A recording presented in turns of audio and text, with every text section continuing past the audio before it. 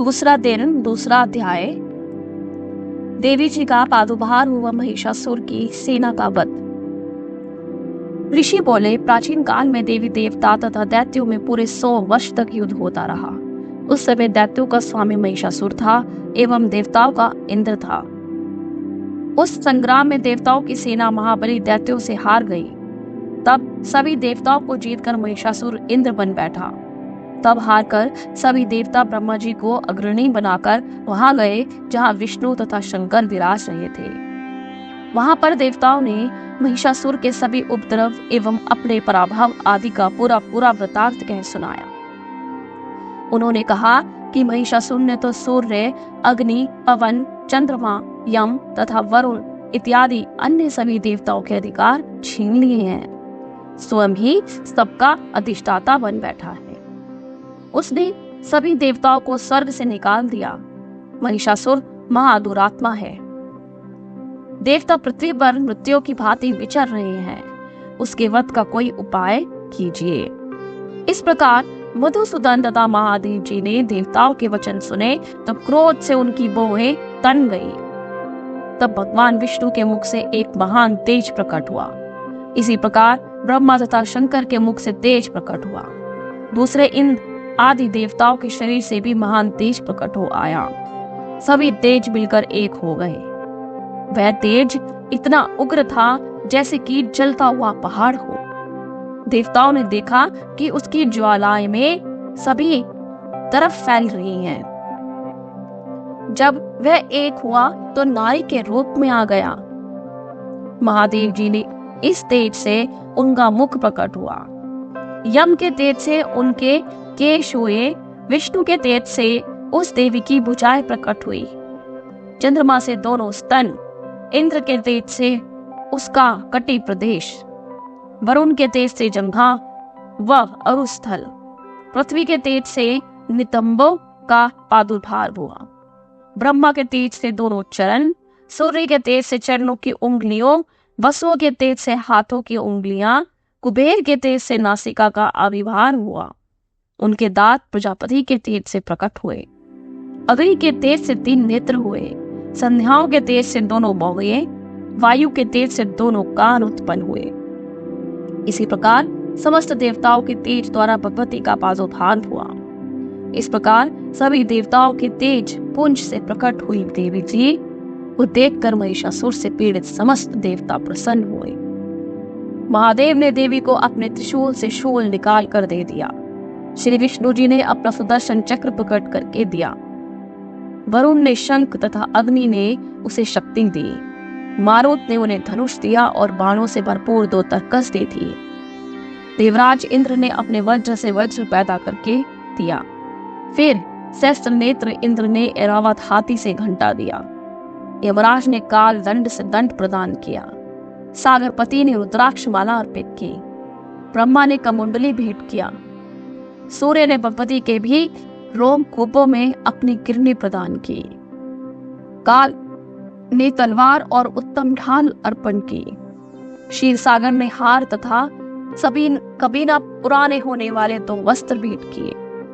इसी प्रकार चूड़ामणि, दिव्य कुमंडल तथा 2 कड़े भी भेंट किए तथा चमकता हुआ अर्धचंद्र सभी भुजाओं के लिए बाजूबंद, चरणों के लिए नुपुर और कंठ के लिए सर्वोत्तम कंठुला भेंट किया। इसी प्रकार सभी उंगलियों के लिए जड़ित मुद्रिकाएं प्रदान की। विश्वकर्मा ने निर्मल परशु भेंट किया और उनके रूपों वाले अस्त्र, अभेद कवच, मस्तक तथा गले में धारण करने के योग्य कभी ना कोमलाने वाली कमलों की माला दी। जल्दी ने उसे बहुत सुंदर कमल दिया। हिमालय ने वाहन के लिए सींग एवं और भी अनेक प्रकार के रत्न भेंट किए। कुबेर ने सुरा से भरपूर पात्र दिया। सभी नागों के स्वामी एवं पृथ्वी धारण करने वाले शेष जी ने महामणियों से सुशोभित नागहार दिया। इसी प्रकार सारे देवताओं ने भी भूषण एवं आयुधों के द्वारा देवी जी का सत्कार किया। तत्पश्चात भगवती ने अट्टहास करके ऊंचे स्वर में गर्जना की। उसके भयानक नाद से सारा आकाश भर गया। तब देवगण प्रसन्न होकर उस सिंहवाहिनी देवी की जय जयकार करने लगे। मुनियों ने भक्तिभाव से नम्र होकर देवी जी की स्तुति की। इधर देवताओं के शत्रुओं ने सारी त्रिलोकी को शोकग्रस्त देखा।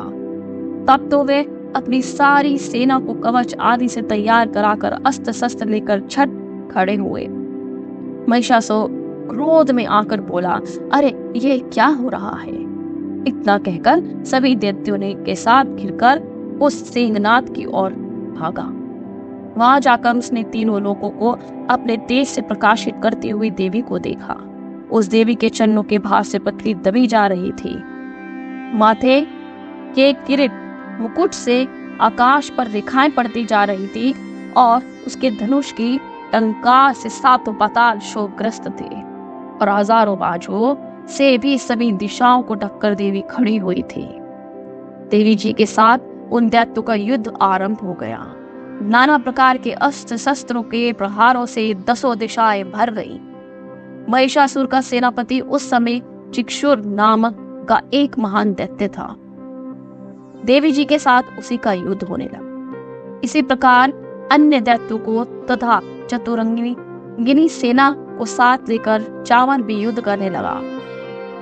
60,000 रथियों को साथ लेकर उग्र महादैत्य भी युद्ध में प्रवृत्त हो गया। महाहनु दैत्य 5 करोड़ रथियों के साथ युद्ध में आ गया। 60 लाख रथियों से आवृत वाशकल दैत्य युद्ध में उतर पड़ा।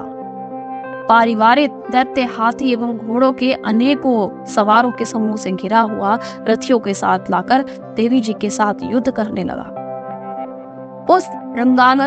उस रणांगन में स्वयं महिषासुर भी रथे, हाथियों एवं अश्वों की सेनाओं से घिरा खड़ा था। कुछ दैत्यों ने देवी जी पर शक्तियां छोड़ी एवं दूसरों ने पांच फेंके। तब चंडिका देवी ने अस्त्र शस्त्रों की वर्षा करके उन्हें तोड़ डाला। इधर देवी जी का वाहन सिंह भी क्रोध में आ गया। अपनी गर्दन के बाल हिलाता हुआ दैत्यों की सेना में इस प्रकार घूमने लगा जैसे कि वन में अग्नि फैलती जा रही हो। उस युद्ध भूमि में युद्ध करती हुई अंबिका ने जितने श्वास छोड़े वे ही झटपट सैकड़ों हजारों गणों के रूप में परिणित हो गए। प्रकट होकर उन गणों ने खंग, बिंदीपाल, परशु आदि शस्त्रों से शुद्ध युद्ध प्रारंभ कर दिया। आदि शस्त्रों से युद्ध प्रारंभ कर दिया। देवी जी की शक्ति से वृद्धि पाकर वे गण दैत्यों का नाश करने लगे। साथ में दूसरे गण नगाड़े, शंख आदि बजाने लगे। महती प्रसन्नता देने वाले उस युद्ध रूप उत्साह में कुछ एक ने मृदंग बजाए।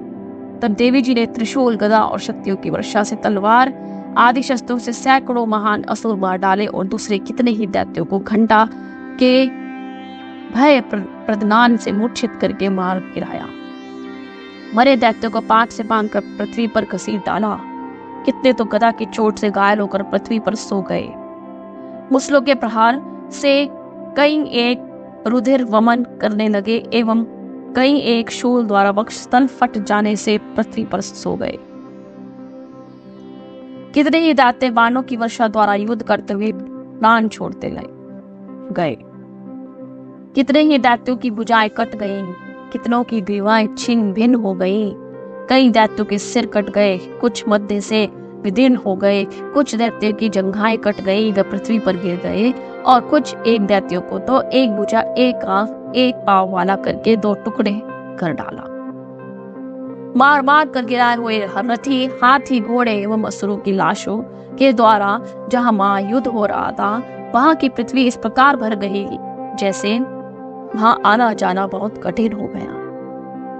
वहां सेना एवं असुरों के रुधिर बहने से रुधिर की बड़ी बड़ी नदियां बहने लगी। जगदम्बा जी ने एक क्षण में ही दैत्यों की महती सेना का इस प्रकार नाश कर दिया जैसे कि लकड़ियों के बड़े ढेर को अग्नि जला देती है। देवी का वाहन सिंह अपने बालों को झटकता हुआ बड़ी गर्जना करता हुआ दैत्यों के शरीर से मानो प्राण ही चुन रहा हो इस प्रकार घूमने लगा। देवी जी के उन गणों ने महाअसुरों के साथ बड़ा युद्ध किया जिससे देवता प्रसन्न होकर आकाश से पुष्पों की वर्षा करने। जय माता दी। और